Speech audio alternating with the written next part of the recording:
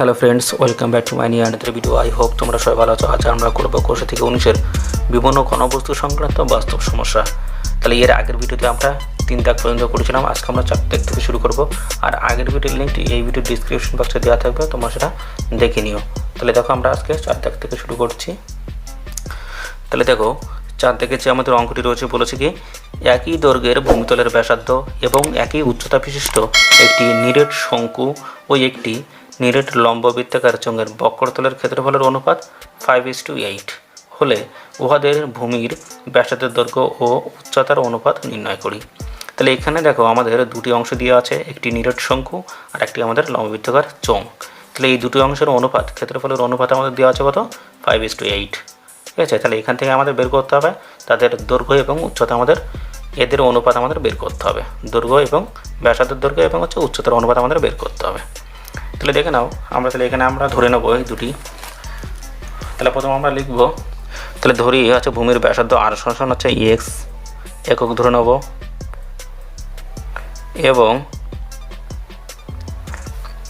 এবং আমরা উচ্চতাটা ধরে নেব, উচ্চতা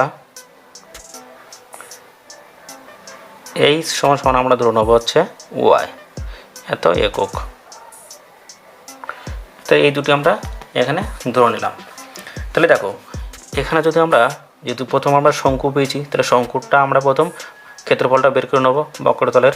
তাহলে আমরা দেখো শঙ্কুর ছবি আমরা একটু তৈরি করে আমরা দেখিয়ে দিই কোন কোন অংশ আমাদের দেওয়া আছে আর কোনটা আমাদের বের করতে হবে সেটা আমরা দেখে নিই। তাহলে এইভাবে যদি আমরা শঙ্কুটা তৈরি করি, তাহলে সেখানে দেখো আমাদের ব্যাসার্ধ আর দেওয়া আছে।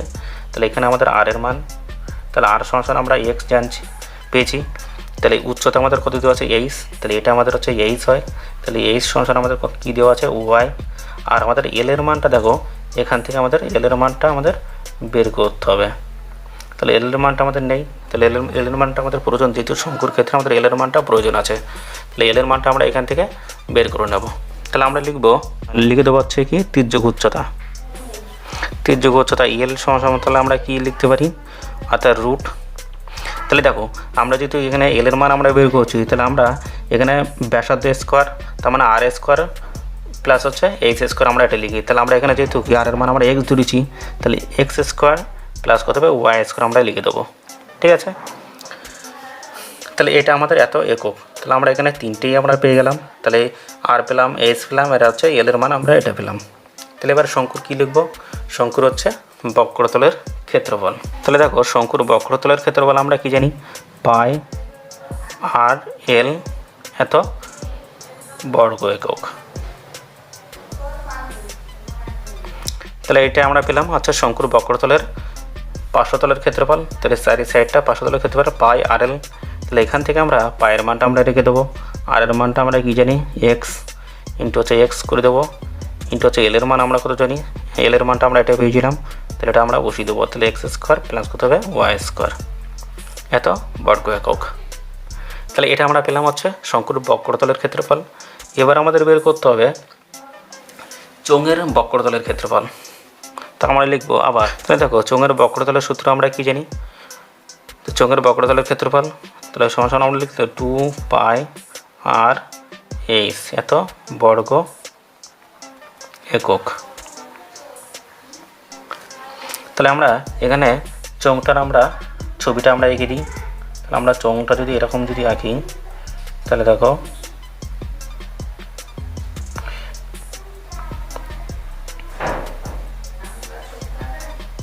তাহলে এটা আমাদের এর উচ্চতা হয় এইচ, আর এটা হচ্ছে আমাদের আর হয়।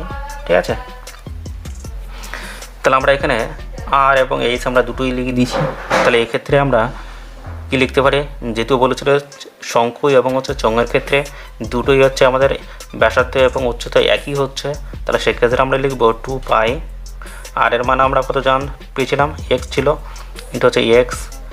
এইচ এর মান আমরা কত জানি? তাহলে এইচ এর মানে ওয়াই ছিল এত বর্গ একক। তাহলে এই দুটো আমরা পেয়ে গেলাম। এবার এই দুটোর অনুপাত আমাদের দেওয়া আছে 5:8 দেওয়া আছে এদের অনুপাত। তাহলে আমরা এখানে লিখে নেব প্রশ্ন মতে, আমরা প্রথম অংশটি লিখে নেব। তাহলে pi into x into root x square plus কত ওয়াই স্কোয়ার, এটা আমাদের এই মানটা হচ্ছে এল এর মান। ঠিক আছে, বাই নিচে আমরা করব কি চোঙের বক্রতলের ক্ষেত্রফলটা নিচে লিখে দেবো, এটা 2 পাই ইন্টু হচ্ছে এক্স ইন্টু হচ্ছে ওয়াই ইকুয়াল টু, এদের অনুপাত কী ছিল 5:8 ছিল, তাহলে 5 আমরা 8 করে দেবো। এবার দেখো এটাকে যদি আমরা একটু কেটে নিই, কাটলে কী পাচ্ছি আমরা, দেখো এক্স এক্স আমাদের কেটে যাচ্ছে, ওয়াই পাই আমাদের কেটে যাচ্ছে, তাহলে 2y নিচে থাকছে। তাহলে আমরা এটাকে লিখে নেই আগে, তাহলে আমরা লিখবো এক্স স্কোয়ার প্লাস কত হবে ওয়াই স্কোয়ার বাই নিচে আমাদের 2y ইকুয়াল টু হচ্ছে 5/8। এখানে আমরা বা লিখে দেবো। তাহলে দেখো আমরা এখানে একটা কথা আমরা লিখে নিতে পারি, এক লাইনের মধ্যে আমাদের তাহলে হয়ে যাবে। এখানে আমরা লিখে নেব, তাহলে দেখো আমরা এখানে লিখে নিলাম উভয় পক্ষকে বর্গ করে পাই, তাহলে এটাকে আমরা বর্গ করে নেব, আর ডান দিকে যেটি রয়েছে এটাকে আমরা বর্গ করে নেব, তাহলে উভয় পক্ষকে আমরা বর্গ করে নিলাম। তাহলে নেওয়ার পরে এবার দেখো এখানে আমরা যে কাজটা করব, এর সাথেও বর্গ সম্পর্ক, এর সাথেও বর্গ সম্পর্ক, এটাও সেই একই।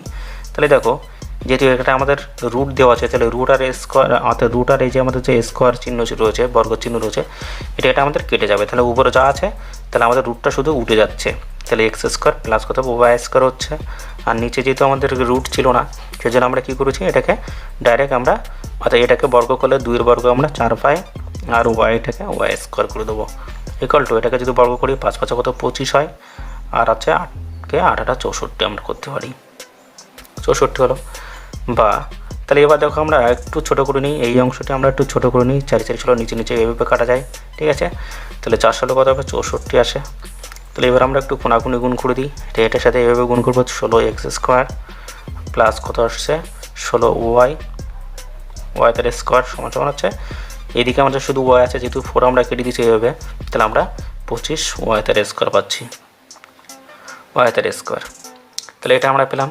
এবার দেখো তাহলে এখান থেকে আমরা যে মানটি আমরা পাবো, তাহলে এই 16টাকে আমরা ডান দিকে নিয়ে চলে যাবো, তাহলে 16 ওয়াই এক্স তার স্কোয়ার ইকুয়াল টু 25 ওয়াই তার স্কোয়ার মাইনাস কত হবে, 16টা প্লাস ছিল মাইনাস হয়ে যাবে ডান দিকে আসলে, তাহলে 16 তার ওয়াই তার স্কোয়ার। তাহলে এবার দেখো আমরা এখান থেকে যদি এটাকে বিয়োগ করি, তাহলে আমরা এখানে কত পাচ্ছি, পাবো আমরা দেখো 16 এক্স স্কোয়ার সমান সমান আমরা এখানে 9 16 আর 9 কত আমাদের 25 হয়, তাহলে আমরা এখানে পাবো 9 ওয়াই তার স্কোয়ার, এটা আমরা পাচ্ছি। তাহলে এখানে দেখো আমরা একটা কাজ করে নিতে পারি, এখানে আমরা x square by y square আমরা করে দিতে পারি, ঠিক আছে। তাহলে এক্স স্কোয়ার বাই নিচে ওয়াই স্কোয়ার সমান সমান এদিকে কত হচ্ছে 9 বাই আমাদের কত থাকবে 16টা ডান দিকে নিয়ে গেলে নিচে চলে আসবে। তাহলে এটাকে যদি আমরা বর্গ করে নিই এইভাবে, তাহলে এক্স বাই কত ওয়াই সমান সমান আমার রুট চলে আসছে 9/16, তাহলে এক্স বাই ওয়াই সমান সমান আমরা তাহলে কত পাবো, এখানে 3 3 9 আর 4 4 আমরা 16, তাহলে এখানে আমাদের মান তাহলে কী পাবো, তাহলে মানটা আমরা এখানে লিখে দিই এক্স ইস টু ওয়াই সমান সমান আমরা তাহলে লিখতে পারি 3:4, তাহলে এই মানটা আমরা এখানে পেয়ে গেলাম। তাহলে আমাদের এখানে কিসের মান পেলাম, এখানে আমরা পেলাম হচ্ছে এক্সের মানে ওয়াইয়ের মান। তাহলে দেখো আমরা এখানে আমরা কী ধরেছিলাম, যে ভূমির ব্যাসার্ধ আর এক্স ধরেছিলাম, তাহলে ব্যাসার্ধ আর এর মান আমরা পেলাম হচ্ছে 3, আর হচ্ছে এইচ পেলাম আমরা হচ্ছে 4। তাহলে আমরা এখানে যেখানে যেখানে আমরা দেখো ওয়াই ধরেছিলাম, যেখানে যেখানে আমরা এক্স ধরেছিলাম সেখানে আমরা মানটা আমরা লিখে দিতে পারি, ঠিক আছে। তাহলে আমরা এখানে উত্তরটা আমরা লিখে নেব, উত্তরটা আমরা বলেছি কি ভূমির ব্যাসার্ধ এবং উচ্চতার অনুপাত কত হবে, তাহলে আমরা এখানে লিখে দেবো। তাহলে দেখো আমরা লিখে নিলাম নিম্ন ভূমির ব্যাসার্ধ ও উচ্চতার অনুপাত কত পেলাম আমরা 3:4, এটা আমাদের অ্যান্সার। তখন বুঝতে অসুবিধা অথবা কোনো সমস্যা হলে তাহলে সেক্ষেত্রে অবশ্যই কমেন্ট সেকশনে জানাবে।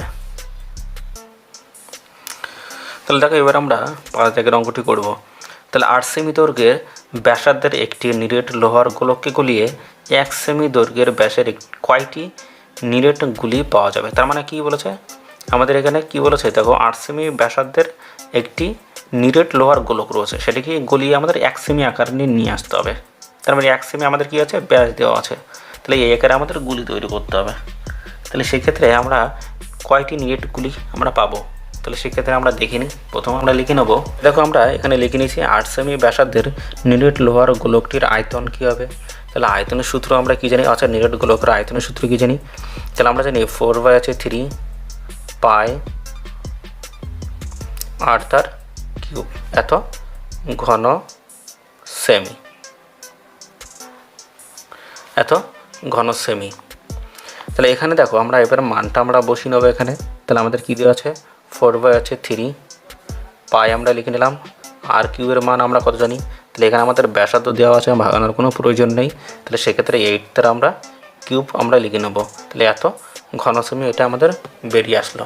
এটা হচ্ছে 8 সেমি ব্যাসার্ধের নিরেট গোলকের যে গোলকটি রয়েছে তার আয়তন আমরা পেয়ে গেলাম। তাহলে এটা আমাদের এরকম হতে পারে, এটা বড় আকারের আমাদের এরকম গোলক হতে পারে, ঠিক আছে। তাহলে এর ব্যাসার্ধ কত, 8 সেমি, 8 সেমি, ঠিক আছে। এবার পরেরটা আমাদের বের করতে বলেছে কি, 1 সেমি দৈর্ঘ্যের ব্যাসের কয়টি নিরেটগুলো। তাহলে 1 সেমি ব্যাসের আমাদের ব্যাস আকারের এইভাবে আমাদের নিরেটগুলিকে তৈরি করতে হবে। তাহলে দেখো, তাহলে আমরা এখান থেকে তাহলে এবার লিখে নিতে পারি, এটা ছিল আমাদের কি 8 সেমি ছিল। তাহলে আমরা 1 সেমি ব্যাস দেওয়া আছে, তাহলে আমরা এটাকে কী করবো, 1 সেমি ব্যাস সমান সমান আমরা এটাকে লিখে নেব 1, অর্থাৎ 1/, আমাদের কি হয় 1/, আমাদের 2 হয়। তাহলে 1/2 যদি হয় তাহলে এটা আমাদের কী হবে, 1/2 সেমি ব্যাসার্ধের, যেহেতু কি এটাকে আমাদের ব্যাস ছিল আমরা ব্যাসার্ধ নিয়ে আসলাম, 1/2 সেমি ব্যাসার্ধের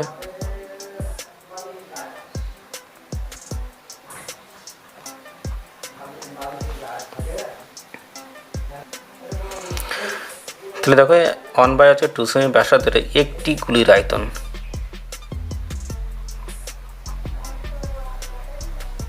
একটি গুলির আয়তন আমরা এখানে বের করব, গুলির আয়তন।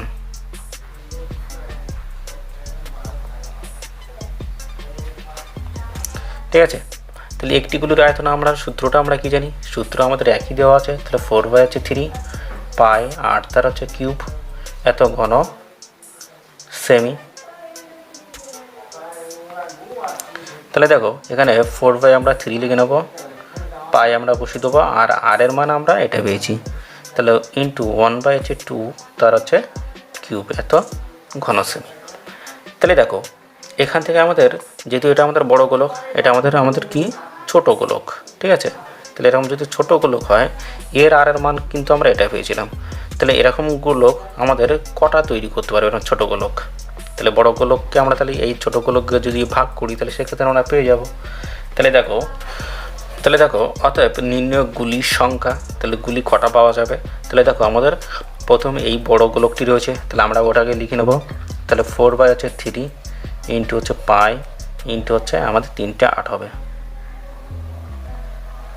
বাই নিচে আমাদের এটি আসবে 4/3 পাই আমরা লিখে নেব ইন্টু হচ্ছে 1/2 ইন্টু হচ্ছে 1/2 ইন্টু হচ্ছে 1/2, এটাও 3 বার আসলো। এবার দেখো আমরা এই অংশটি এটা আমরা কেটে দিলাম সবই। এবার দেখো আমরা এখান থেকে যদি এটাকে আমরা কেটে দিই তাহলে দেখো কি আসে। তাহলে দেখো আমরা এই অংশটি আমাদের যা আছে তাই আমরা এটাকে আমরা গুণ করে নেব প্রথম। তাহলে গুণ করে নিলে কত আসছে আমাদের, 8টা কত 64 ইন্টু 8 করলে আমরা 512 পেয়ে যাচ্ছি। ইন্টু এটাকে যদি আমরা পুরোটাই যদি উল্টে দিই তাহলে আমরা কি পাবো, উল্টে দিলে আমরা পাচ্ছি হচ্ছে 2 × 4 4 × 8, তাহলে এটাকে উল্টে দিলে আমরা পাবো 8। তাহলে আমরা একবার ডাইরেক্ট এটাকে করে নিলাম, তোমরা আর করে নেবে, দেখবো নিচে আমাদের 1 চলে আসছে, 1-এর কোনো মূল্য থাকে না। তাহলে 2 × 4 4 × 8 থাকছে, এটাকে আমরা যদি গুণ করে আমরা পেয়ে যাবো হচ্ছে 4096, তো এটা মানে হচ্ছে 4096টি, অর্থাৎ এতটি গুলি আমরা তৈরি করতে পারবো। তাহলে এটাই আমাদের অ্যান্সার। কোনো রকম বুঝতে যদি অসুবিধা হয় তাহলে সেক্ষেত্রে অবশ্যই কমেন্ট সেকশনে এসে জানাবে। ওকে, তাহলে দেখো এবার আমরা 6 দাগের অঙ্কটি করবো। কী বলেছে, তাহলে একটি নিরেট লম্বাবৃত্তাকার লোহার দণ্ডের ভূমিতলের ব্যাসার্ধের দৈর্ঘ্য 32 সেমি এবং দৈর্ঘ্য হচ্ছে 35 সেমি। দোনোটি গলিয়ে 8 সেমি দৈর্ঘ্যের ব্যাসার্ধ ও 28 সেমি উচ্চতা বিশিষ্ট কতগুলো নিরেট শঙ্কু তৈরি করা যাবে তাই হিসাব করে লিখি।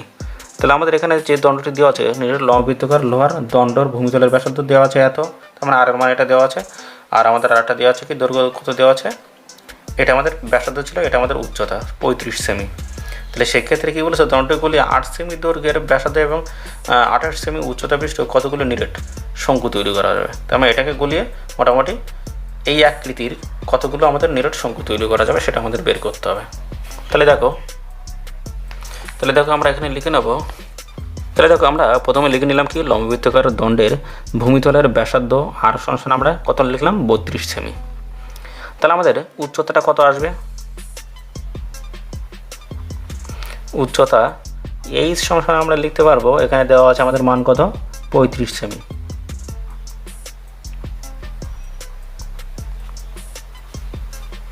এটা আমাদের 35 সেমি দেওয়া আছে।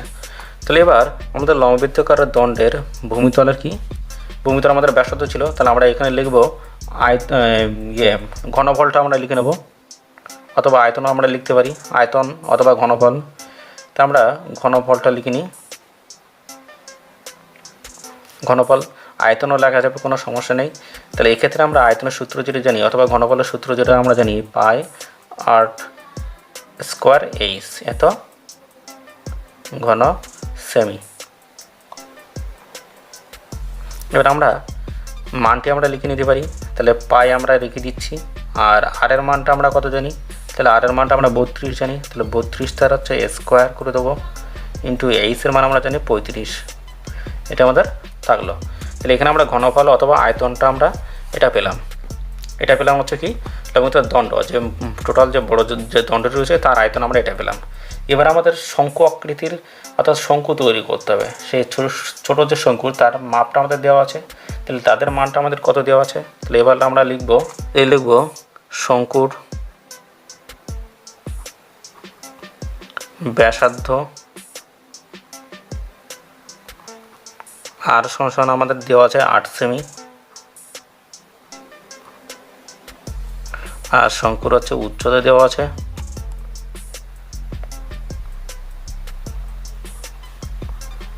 এই সমান হচ্ছে আমাদের 28 সেমি। তাহলে এর আমাদের আয়তন বের করতে হবে। তাহলে আমরা আয়তনের সূত্র জানি কি, অর্থাৎ এটা আমাদের শঙ্কুর আয়তনের সূত্র আমরা জানি 1/3 পাই।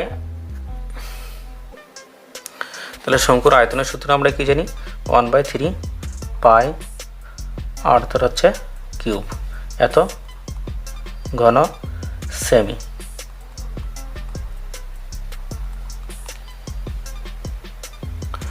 সরি আমরা এখানে সূত্রটা একটু ভুল লিখেছি, পাই আর স্কোয়ার এইচ। তাহলে 1/3 পাই আর স্কোয়ার এইচ হচ্ছে এটা আমাদের শঙ্কুর আয়তনের সূত্র। তাহলে আমরা এখানে তাহলে মানটা বসিয়ে নেব। 1/3 পাই আমাদের থাকলো, আর এর মানটা আমরা কত পেয়েছি 8 ইন্টু হচ্ছে 8 তার হচ্ছে স্কোয়ার করে দেবো ইন্টু হচ্ছে এইচের মান আমরা কত জানি? তাহলে আর এর মান আমরা পেয়েছি 8, আর আছে এইচের মান আমরা তাহলে কত লিখবো 28 এত ঘন সেমি। তাহলে এখান থেকে এবার আমাদের যে মানটা বের করতে হবে, যেহেতু আমাদের শঙ্কু কটি হবে সেই শঙ্কুর সংখ্যা আমাদের জানা নেই, তাহলে সেই ক্ষেত্রে আমরা এখানে তাহলে শঙ্কুর সংখ্যা আমরা তাহলে ধরে নেবো। তাহলে আমরা এখানে ধরে নিলাম শঙ্কুর সংখ্যা এক্সটি। তাহলে আমাদের এরকম শঙ্কু কটা আছে? এতটি আছে। তাহলে আমরা এখানে করে দেবো অতএব এক্সটি শঙ্কুর আয়তন। তাহলে এক্সটি শঙ্কুর আয়তন কী দাঁড়াবে? অর্থাৎ এই মানটির সাথে আমরা এক্স গুণ করে দেবো। তাহলে এক্স ইন্টু 1/3 পাই 8 তার কত হবে স্কোয়ার ইন্টু হচ্ছে 28। এটা আমরা করে দিলাম এত ঘন সেমি করে দিলাম।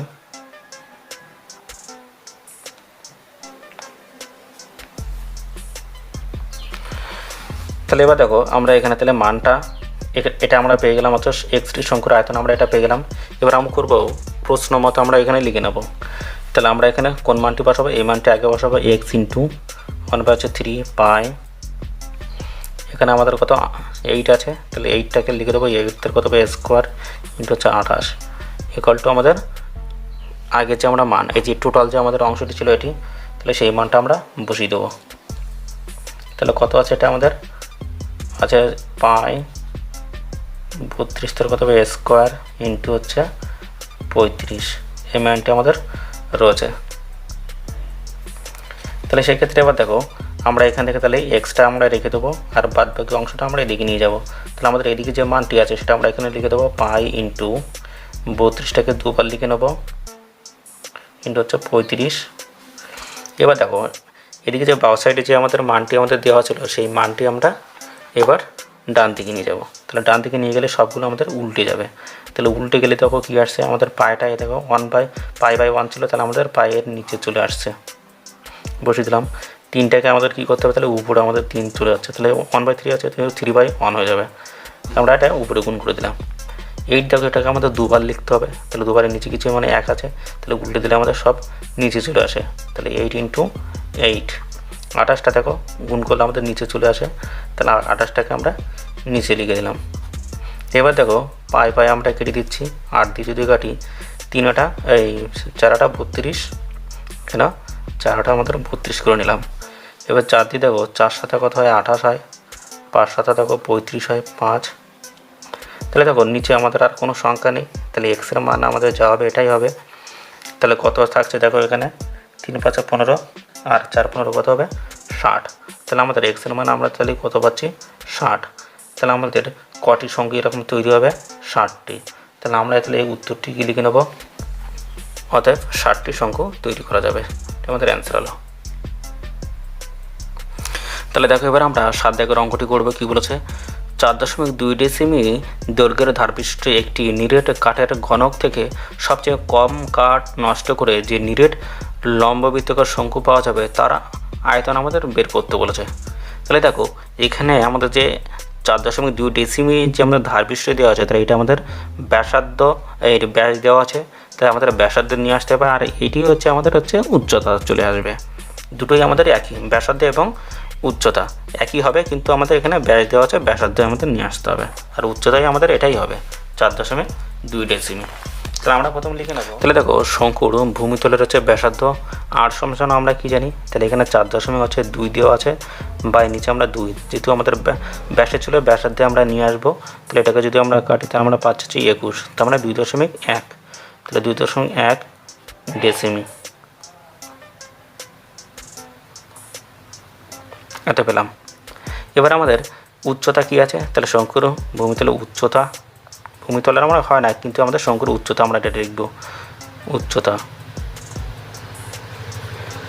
তাহলে এই সমান আমরা কি জানি, আমাদের এই অংশটি আসবে, অর্থাৎ 42, 4.2 আমরা লিখে নেব এত ডেসিমি। তাহলে আমরা এবার লিখব শঙ্কুর আয়তন। তাহলে শঙ্কুর আয়তন, তাহলে শঙ্কুর আয়তন আমরা কি জানি, 1/3 পাই r² h এত ঘন ডেসিমিটারে আসবে,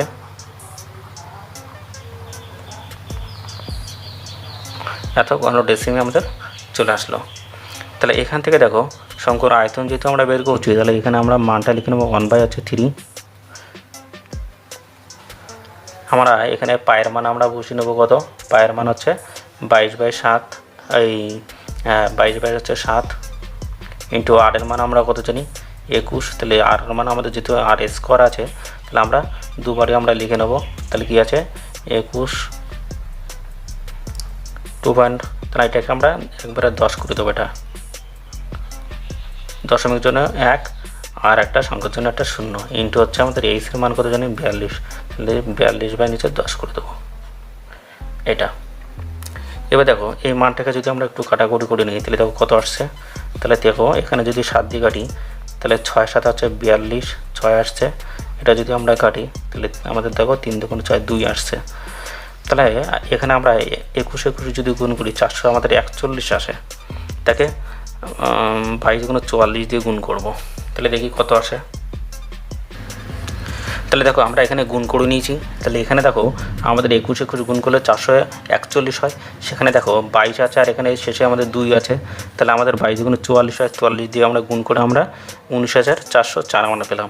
আর নিচে আমাদের দেখো এই সংখ্যাটি ছিল, তাহলে 3টে 10কে আমরা গুণ করলে আমরা 1000 পাই, তাহলে 19404 বাই নিচে আমাদের 1000 চলে আসে এই 3টে গুণ করলে। এবার দেখো এর একটা আমাদের সিম্পল একটা হিসাব আছে, কি দেখো আমাদের এটাকে ভাগ করা লাগবে না, এখানে 1 2 3টে সংখ্যা আছে, 3টে শূন্য আছে, তাহলে 3টে শূন্য আমাদের এদিক থেকে ডান দিক থেকে বাম দিকে আমাদের 3টে ঘর পরে আমাদের দশমিক বসালে হয়ে যাবে 1 2 3 এখানে। তাহলে আমরা এখানে লিখে দেবো 19.404 এত ঘন ডেসিমি।